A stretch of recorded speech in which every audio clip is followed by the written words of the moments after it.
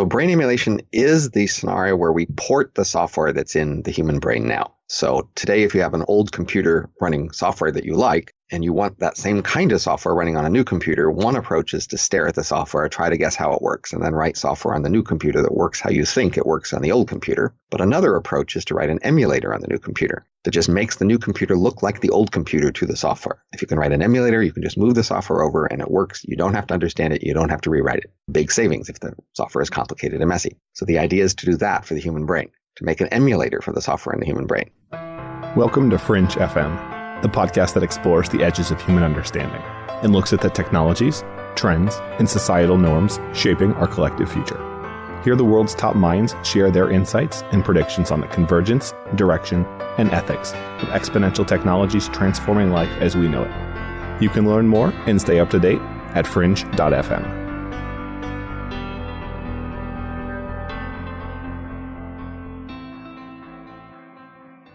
AI, automation, robotics. It seems as if every startup and large business today is looking at AI and the implications of automating both jobs and tasks to lead to greater efficiency and output.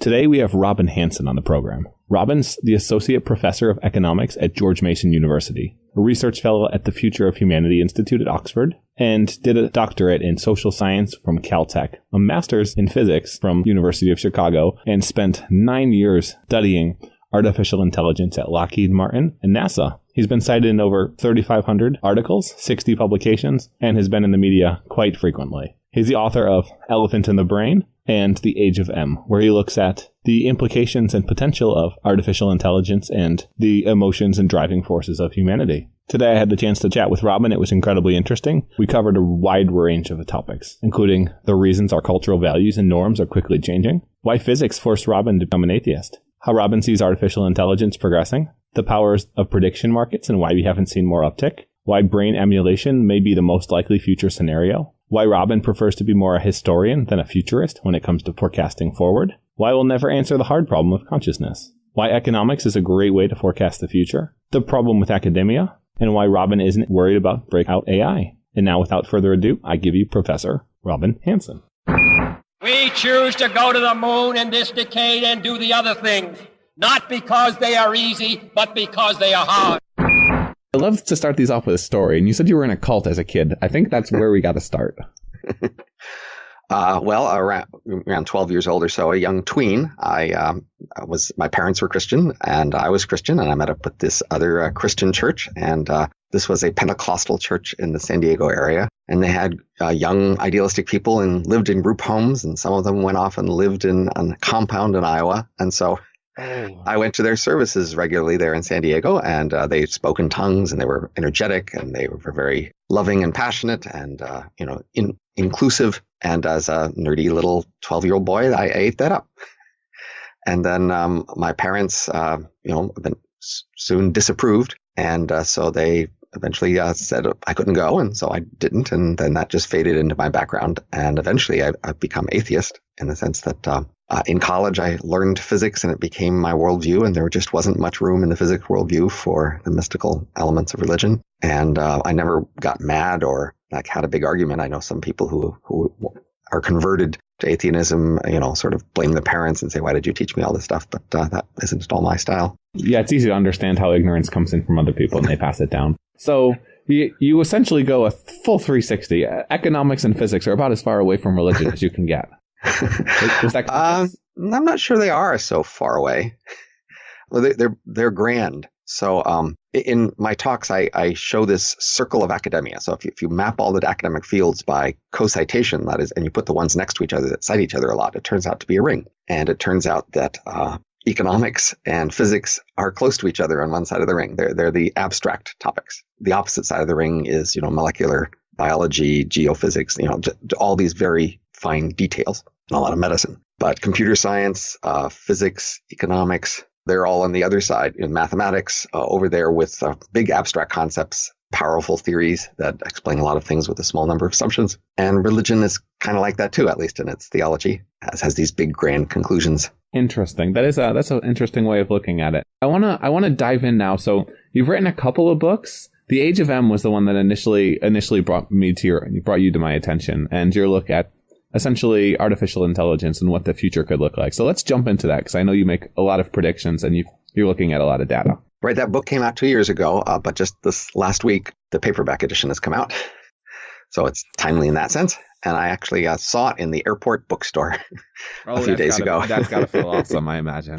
It's San Francisco Airport, of course, which is a little odd, I'm sure. It's not going to be in most airport bookstores, but it was nice to see it in the airport bookstore there. So the book is called The Age of M, and the topic is one route to artificial intelligence and what would be the consequence. So as you know, one of the biggest, most plausible theories about what big thing could happen in the future is that we eventually achieve machines that are as smart and capable as humans. We aren't remotely near there, but that certainly could happen. There are actually several routes by which it might happen. And my book focuses on a route that people aren't talking as much about today, but it's still one of the main plausible routes, and that's brain emulation. What is brain emulation, and why did you go that way? So brain emulation is the scenario where we port the software that's in the human brain now. So today, if you have an old computer running software that you like, and you want that same kind of software running on a new computer, one approach is to stare at the software, try to guess how it works, and then write software on the new computer that works how you think it works on the old computer. But another approach is to write an emulator on the new computer that just makes the new computer look like the old computer to the software. If you can write an emulator, you can just move the software over and it works. You don't have to understand it. You don't have to rewrite it.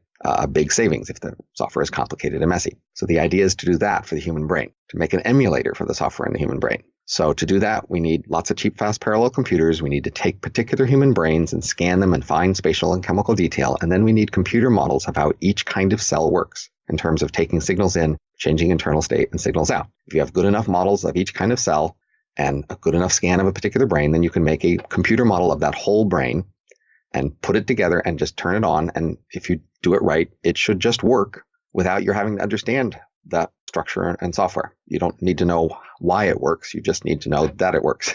And if it's right, that this emulation will act the same way in the same situation as the original human brain. It will be different as it has different experiences, but it's very predictable and understandable. So that's what a brain emulation is. We're not close to that, but plausibly we might be within a century or so. And go ahead. Realistically, it'll be very challenging because every brain is wired differently, built differently. It's not like you can run a great machine learning algorithm over those. Oh, sure. But it's like copying a movie. So if you get a movie on a disc and you want to make a private copy, you don't need a different program for every movie. You need just one generic program to copy discs. The idea is to have just a generic process that would scan a brain and tell you which cell is where, connected to what for that particular brain. And that same process would work for a different brain. It's just collecting a bunch of bits describing where the cells are, but not understanding them. Just like a program that copied a movie wouldn't understand the movie or be able to make another different movie. It would just copy all the bits in the movie. Why do you think that this is slightly controversial? It seems like, at least when I think about it, I feel an internal backlash. Like, is it actually that easy to do? Not easy in terms of the technology we have, but easy in terms of the ability to map a brain. Do you think that's just human ego? Well, there are two different ways a problem can be hard. A problem can be hard because it just has difficult, conceptual things that are just hard to understand and hard to do. And a problem can be hard just because it's large. Like you and I, if I were working in my backyard, if I had one, we could make a dam by just piling a bunch of dirt in a spot such that the water didn't leave that spot, right? That would be a dam. You and I would find it very hard to make Hoover Dam. The concept really isn't that different. It's just on a vastly larger scale. But once I show you how to make a small dam and even a mildly larger dam, you'll get that Hoover Dam is possible. It's not clear when, and not clear when you can afford it, but eventually it'll be possible. So brain emulations are hard, but they're hard in this scaling sense. So from the conceptual point of view, from the can we understand how to do it at all point of view, what we have to understand for brain emulation is how to model brain cells. That is, for each particular cell, we need a computer model of how it takes signals in, changes internal state, and sends signals out. That's not trivial. Now, we have decent models for a lot of kinds of brain cells. We just need models for all the kinds of brain cells. That's the challenge. And it does seem that individual brain cells are just simpler than brains. I mean, that's not obvious. It could have been the other way around. But if an individual brain cell is simpler than a brain, then it will be easier to have a model of a brain cell than to have a model of a brain. So the familiar route to artificial intelligence is trying to model a brain. It's trying to understand the whole brain in terms of what are its main parts and how they interact and what functions they provide. And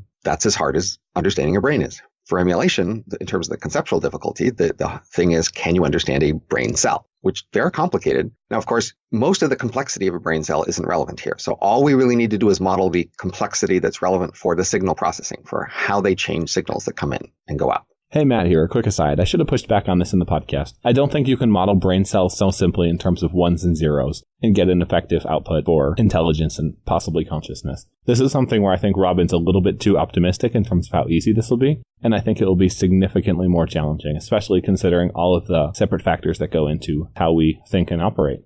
But didn't have time for that in the podcast. Maybe next time. Let's jump back to it.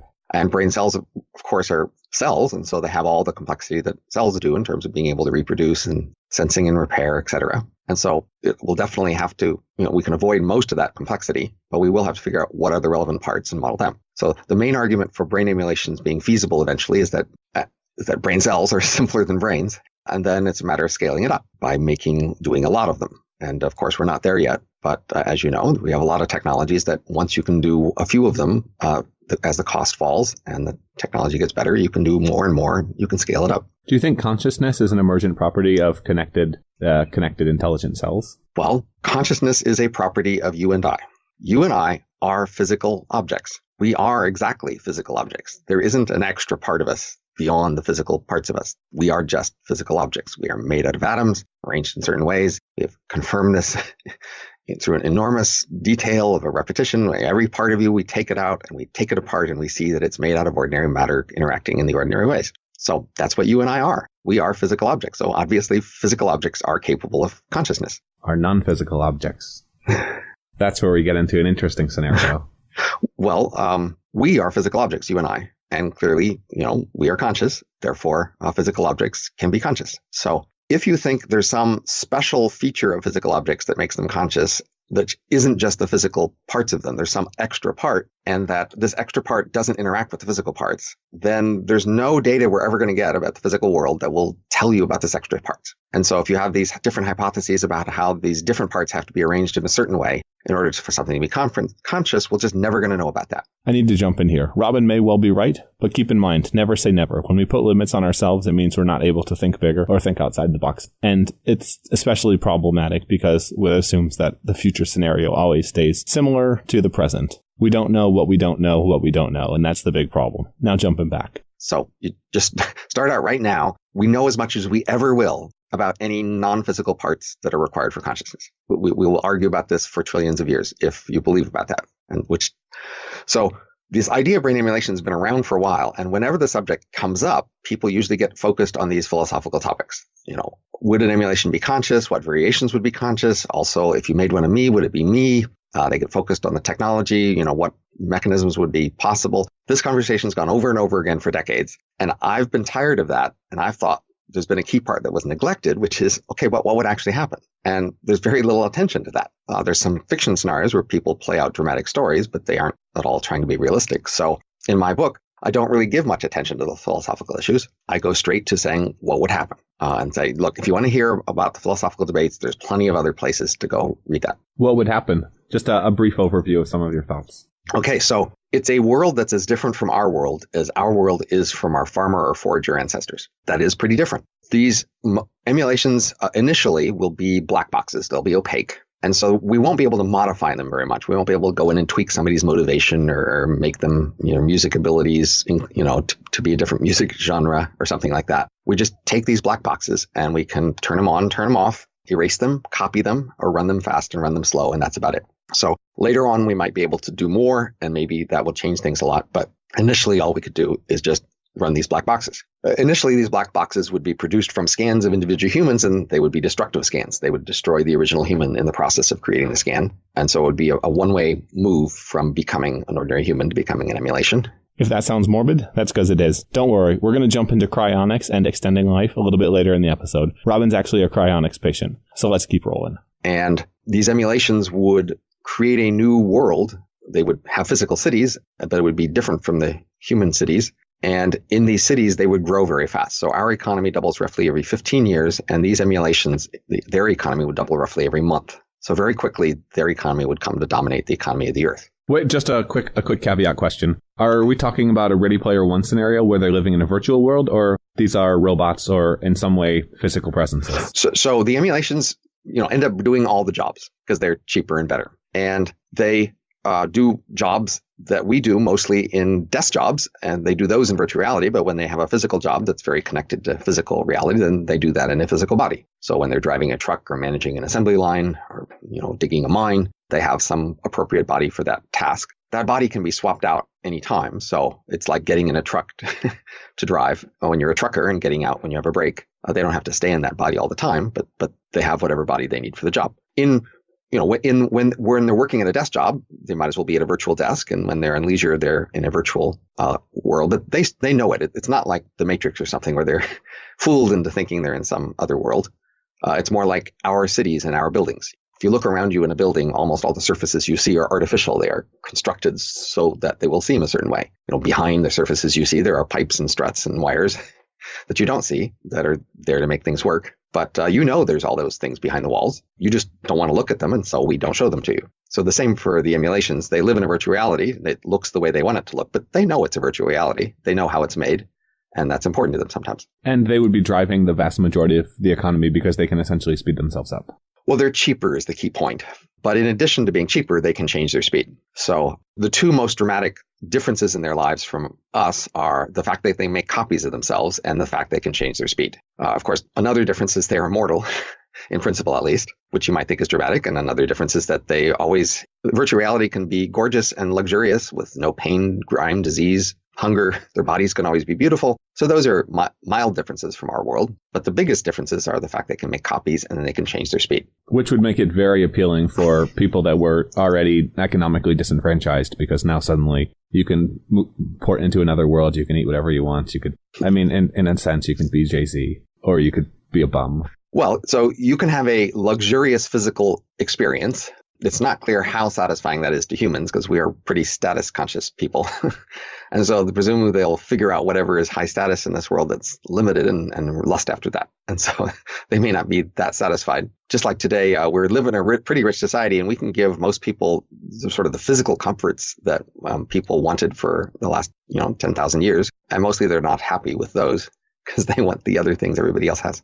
And everyone else is not happy to give them those. It's a very interesting dichotomy. We'll jump into that in a sec. Why did you choose brain emulation when your focus was on what the potential for artificial intelligence? Was that the most likely scenario in your opinion, or just one that had been less explored? Well, I certainly thought it was neglected. And so I do have a strong heuristic to look for neglected topics in my work. And it's also easier to make predictions about. So when we just think about abstract future robots, it can be pretty hard to get some sort of purchase, some concepts that let you make predictions about that. That's actually what I'm doing now on a separate project. But with the brain emulations, they're very human-like, and we know a lot about what humans are like. And so you can say a lot about this world. And I really wanted to show how much you could say about a particular scenario by just turning the crank and making predictions using our standard tools. It's essentially first principles thinking, but just starting at something and going from there. It's very interesting. So you studied economics and physics. And computer science. And computer science. It's an interesting combination. What gives? Well, like I said earlier, I like abstraction. Now, actually, I think most people who are inclined to become intellectuals, who try to get a career as an intellectual, one of the most common failure modes is that they can't focus enough. People enjoy, spreading their attention across a wide range of topics and areas, disciplines, etc. That's just fun for people. And when they're treating their intellectual life as fun, doing what they enjoy, they spread themselves out a lot. And then the worlds that reward you for being intellectual, they reward focus a lot more, especially academia. I was like most wannabe intellectuals, too broad, but I managed to squeak by being narrow enough to achieve, concrete accomplishments in my particular area. But once that constraint was weaker, I was more tempted to spread out again. So I think compared to most academics, I'm pretty wide, but compared to most wannabe intellectuals, I'm about usual. Do you think that we need to overhaul the system, the education system? I have many critiques of our research and education systems, but whether they can be solved by overhaul is a hard question. It's much easier to diagnose what's going wrong than it is to produce effective fixes. Yes, it is, especially when to have an effective fix, you have to kill the existing patient, typically. Well, when part of the problem is what the customers want, and they don't want what you want them to want. So, for example, for the advertising industry, you could say, gee, the advertising industry is not doing a very good job of informing customers about the price and features of products. We should reform advertising to make advertising more informative. And of course, the problem is that the ultimate customers of advertising don't actually want that so much. The current kinds of advertising are targeted for them to catch their attention and generate interest in them. And what you really want is for the customers to be different, or somehow to force the customers to consume a different kind of advertising than they would choose for themselves. And that same problem in education and in research. You can identify the problem, but it ultimately comes down to the customers and what they want. Would you lean towards totalitarianism? I don't. No, I'm quite concerned about totalitarianism, but I see the trade-off. So I'm actually interested in the topic more generally of the trade-off between what I call governance and competition. And I think that trade-off is especially interesting regarding the future. And I think a lot of the discussions of the future end up being discussions of that key trade-off regarding the future. What are some predictions that you have in terms of governance and where we might be headed? A quick timeout before Robin answers. This is why I love economists. They're able to look at and analyze situations in a completely different sense than the vast majority. Robin's about to break down a concept that's very interesting, not something that's well thought about, and explains the shift in behaviors and human trends as we've moved forward from a society of scarcity to a society of abundance. Hope you enjoy. Just straightforward predictions on governance is that, we've slowly been able to do governance on larger scales, larger geographic scales, larger social scales, and to do more topics of governance. And so we've been doing more governance. That's the straightforward trend over the last century or two. And in a world that continues like ours, that would continue to be the trend. I also think that our attitudes are moving in that direction. So I have this story of how most of the major social and attitude value trends over the last century or two are caused by our moving from farmer to forager values. And I think this is part of that, but that's not the main thing. Mainly, we are just getting good at larger organizations. So this is also true for firms. Firms are slowly getting larger. Cities are getting larger. Nations are getting larger. Government is doing more things. And so that's a slow long-term trend, but it is a slow trend. And it means at the largest scales, we still fail to apply governance to a lot of things because we're still not very good at it. And many people would like to jump faster than we are really able to do. And I think that's, often typically a mistake to try to do governance at a larger scale on a larger topic than we're really up to the task. The bigger it gets, the less efficient it gets typically. There's a lot of costs on larger scale coordination. Mm-hmm. All the paperwork especially. So you have a major background in prediction markets. I want to get into that on the economic side of things. I know you worked with DARPA on some prediction markets that apparently have helped the U.S. government in the Middle East. Well, we were a research project, assigned to the task to show that. But so in 2003, now 15 years ago, over 15 years ago, I was part of a project that was trying to show the Department of Defense that you could use prediction markets on topics of interest to it. And we chose geopolitical stability and related events in the Middle East as our topic. And we were about ready to go live with a website to invite beta test users to be included. And then there was a big press conferences that two senators held declaring that the Department of Defense was about to have betting markets on terrorist attacks. And this was a terrible thing. And that was my project. But and then the very next morning, the Secretary of Defense declared the project killed. In between that time, nobody asked us if the accusations were correct, which they weren't. But they happened to have this press conference just when the DARPA PR person was unavailable. What a coincidence. And so there was a lot of press over that over the next few months about this topic. And that kickstarted more attention into prediction markets at the time. What is a prediction market for people that don't realize? And what are the implications? So a prediction market isn't just another name for a speculative market or a betting market, like a stock market or a currency market or betting on football.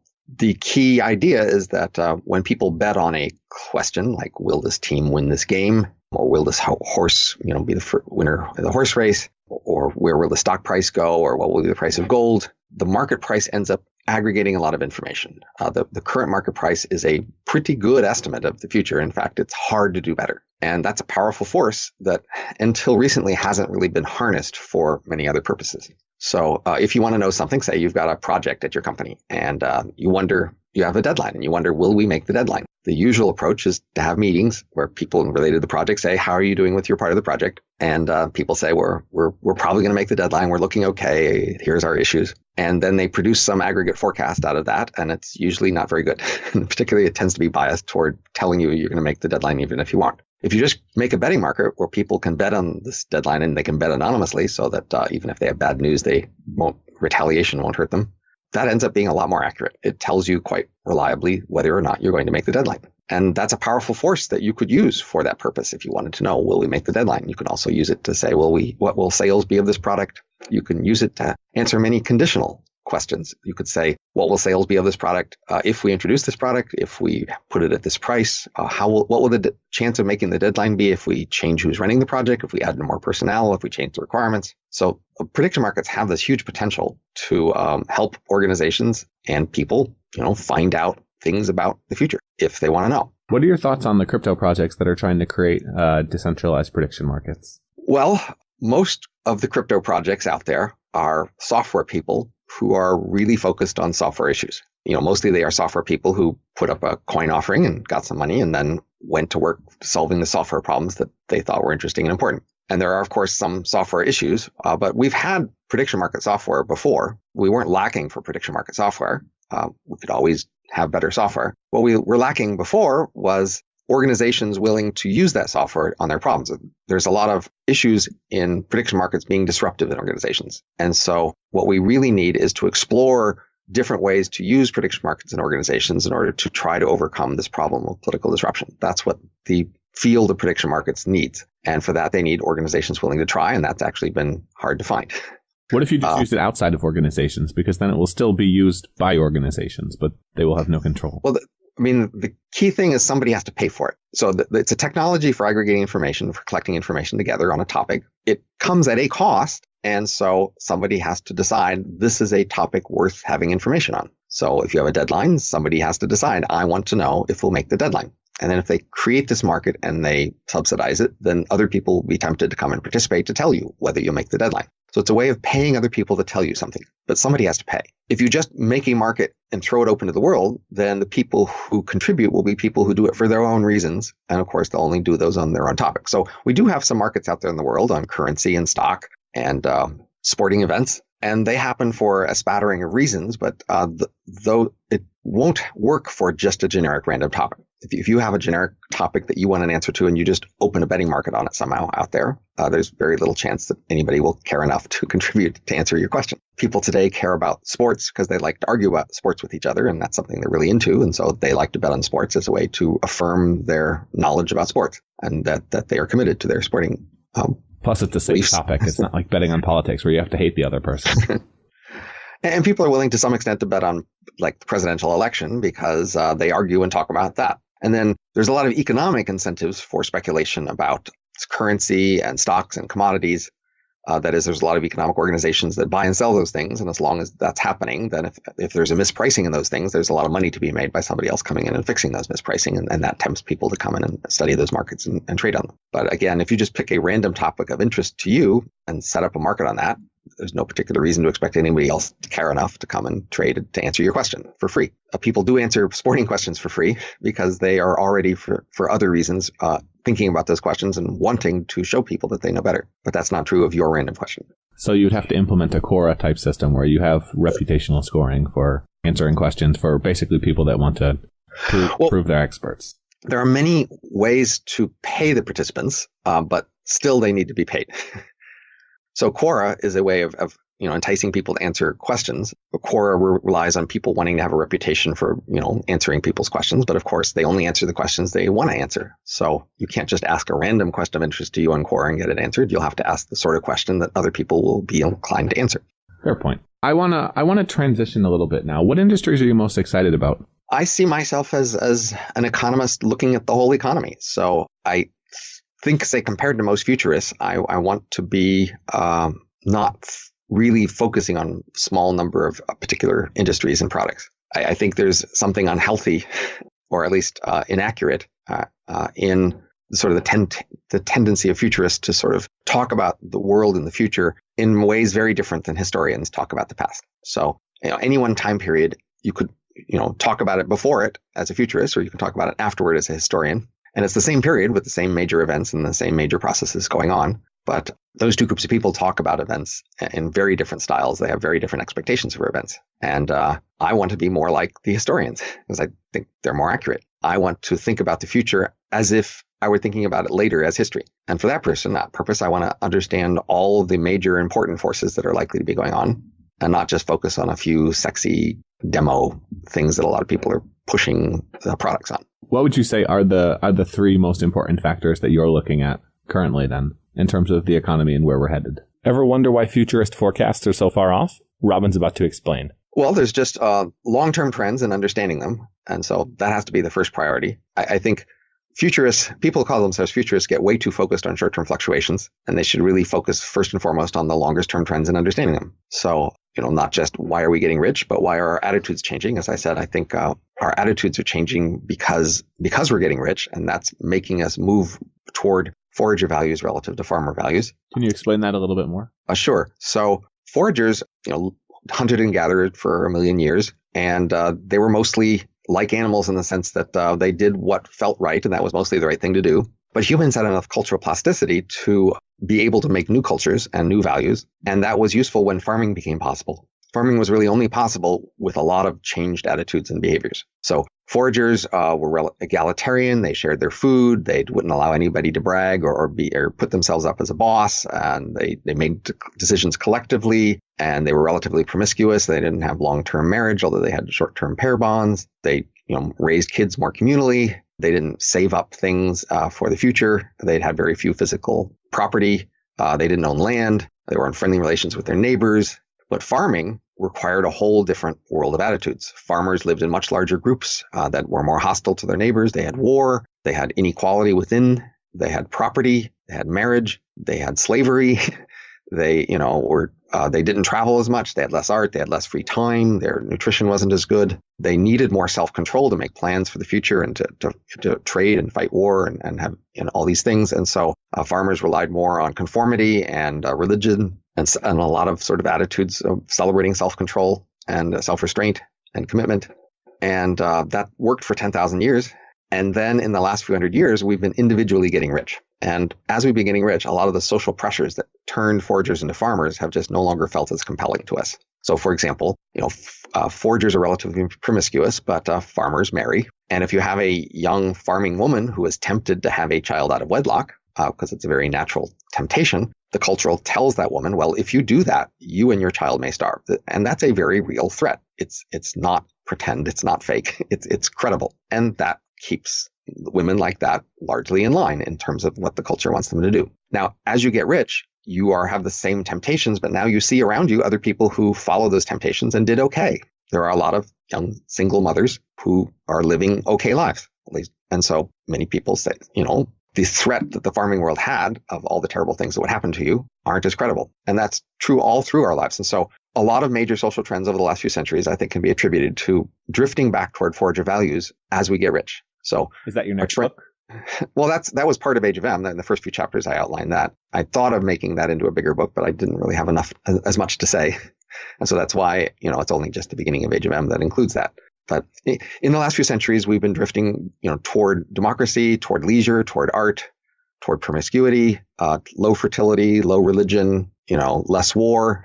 Just most of the major trends can be understood as moving back toward forager values. And that people like that, and they like to look forward to a future where that continues, a Star Trek future or culture novel future where we get even richer and even more able to indulge ourselves and more peaceful and more art and everything else. And one of the key features about the Age of M is that doesn't happen for the robots in the Age of M. So the biological humans who are off on the margins of that world, retired and living basically the rich capitalists spending the vast wealth that they have as part of the M world, their attitudes continue in that direction, but the robots do not. They are now poor again. They are living at subsistence level, and they have need of social conformity and other pressures to get them to act in the ways that this world wants them to act. So what happens in a scenario like that where you have essentially enslavement? Is that it's not? No, I mean, slavery is certainly possible in most any world, but I doubt it's very common in this future. I just don't think it's very productive. So in the past, in history, we've had times when there was plentiful land and scarce labor. And then there's been times when there's been lots of labor and not so much land. When there is lots of land but not much labor, then wages are high. And that's a time when you might want to own a slave because there's a value in owning a slave. If you don't own a slave, you'll have to pay high wages. And if you own a slave, you just have to pay as much as it takes to feed them and keep them locked down. In the other periods where there's plenty of people and not so much land, wages fall to near subsistence level. And in those times, there's actually not so much point in owning slaves. It'll cost you about as much to feed a slave as it will to hire a independent free worker. And that's how, of course, most times have been in history, times and places. People have been, the wages have been near subsistence level. But in the last few hundred years, we've been getting rich. And so, there's been a lot more value in owning a slave in a rich world. The age of M is a world where they go back to near subsistence. And so there's not actually that much point in owning slaves. And in addition, we know about the productivity of different kinds of treating people as slaves in the economy, say in the U.S. South. Slavery is more effective with relatively simple jobs like picking cotton or cutting down wood or things like that. House slaves and city slaves who had more complicated jobs with more discretion and couldn't be monitored as well, they were treated a lot better, and they were often treated nearly as well as a free worker, because treating them really harshly just wasn't very effective in those kinds of jobs. And most jobs in the M world are those kinds of jobs. Let's play devil's advocate. So I actually am writing a blog post now, A Century of Slavery, and it's looking at how we may enter a new era of slavery. And what I've noticed is every time humanity's discovered another race or species of human or related, then we've enslaved them because, of course, they're inferior to us. And we can come up with whatever moral reason we need to have someone else help us for free. Well, I'm not sure which examples you have in mind. Certainly, humans have enslaved animals, the ones that we can. Now, there's actually a very small fraction of animals that we can domesticate, and most animals just won't put up with it. So we either kill them or leave them alone. But the animals that could be domesticated, we did. But, animals have had a very simple jobs in our economy. And so slavery can work for those very simple jobs. They don't require very much judgment or discretion, and they can be monitored well. Now, when humans have encountered each other, they've, of course, sometimes enslaved each other.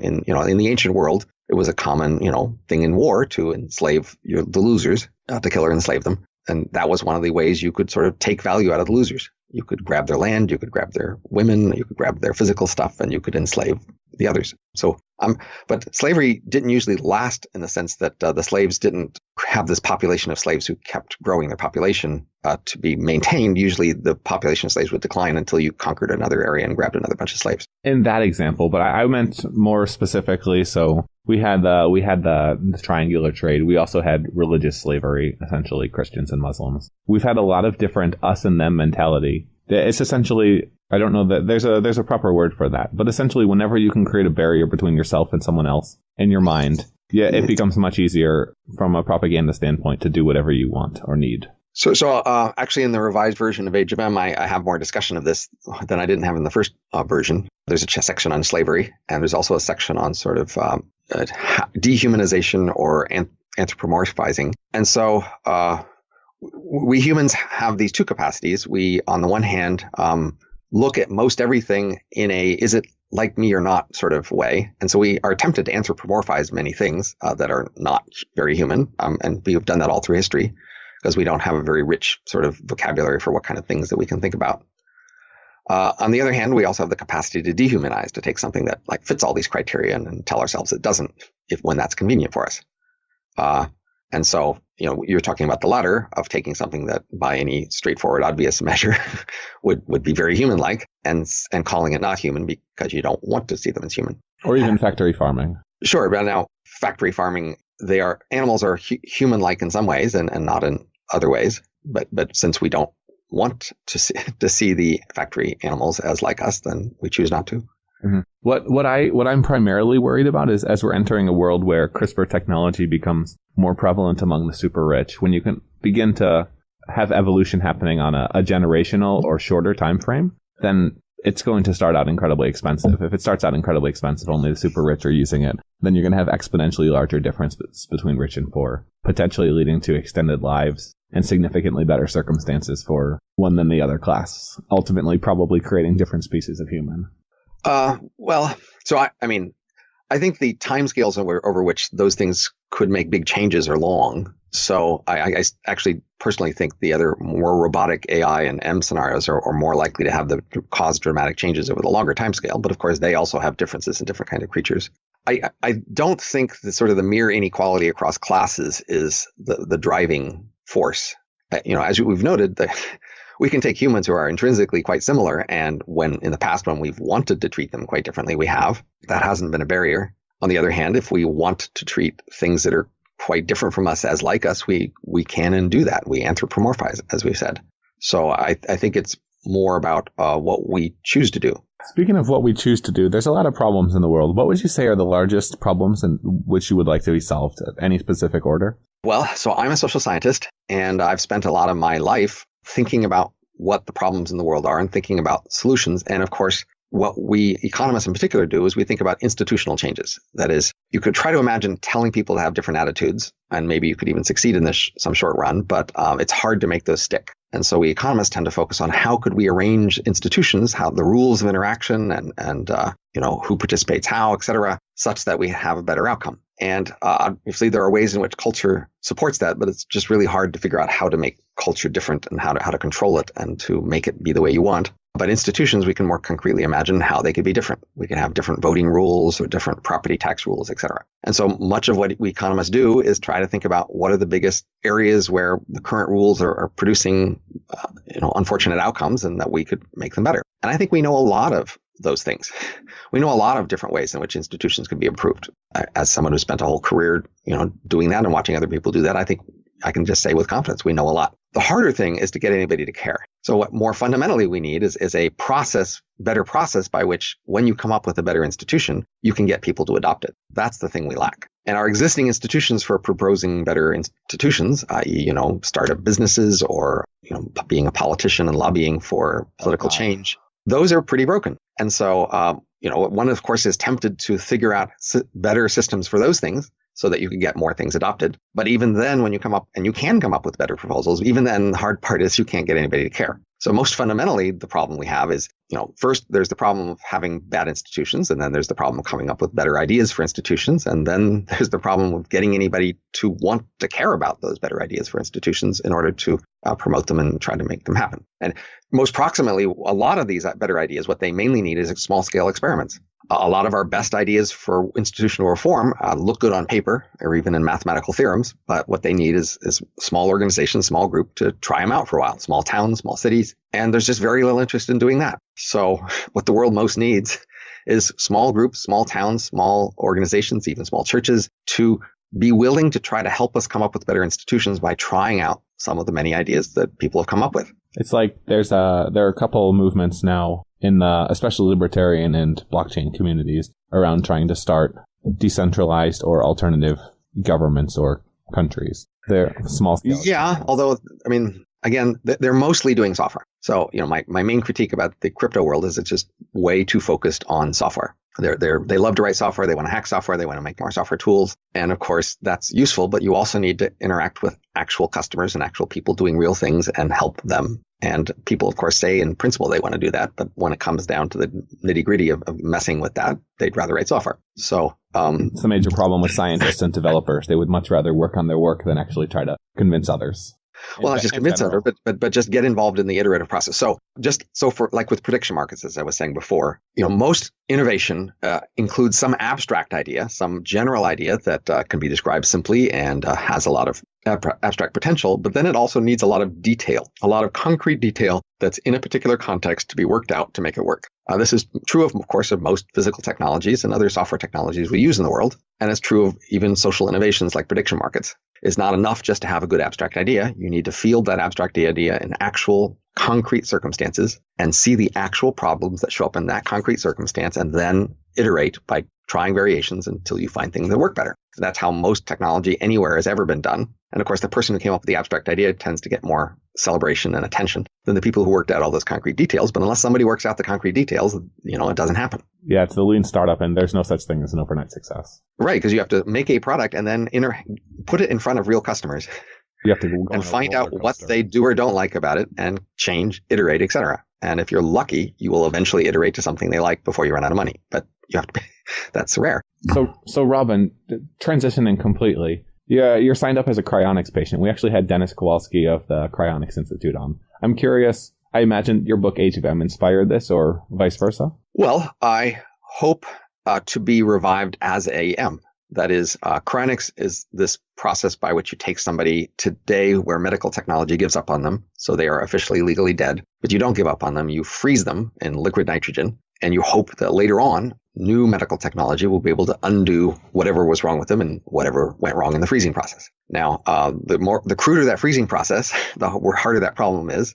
And the more that had gone wrong, the harder the problem is. And the problem is also harder if you intend to bring back their physical body as a physical body to the full, vigor it was before it had the problem, or even when it's young. That's just a really hard problem. So that'll take a long time to succeed at. I think eventually it will be possible, but it's a long way off. You can freeze them today and hope for that. And then your main risk is whether the organization will last long enough to preserve you until somebody could do something. But the brain emulation process should be a lot easier than repairing your entire physical body. The brain emulation process is just to scan the brain and just to see the key information about each cell to tell what kind of cell it is and what its key state is. And so I think brain emulations will just be a lot easier to do than the full cryonics revival. And so it'll happen sooner. And if you are worried about the process of preserving you lasting, you want to grab the first way out you can find. And so that's me. I want the first way out. And so I think brain emulation will be feasible long before a full biological revival would be feasible. And so that's what I want. And then the Age of M is about the world of emulations,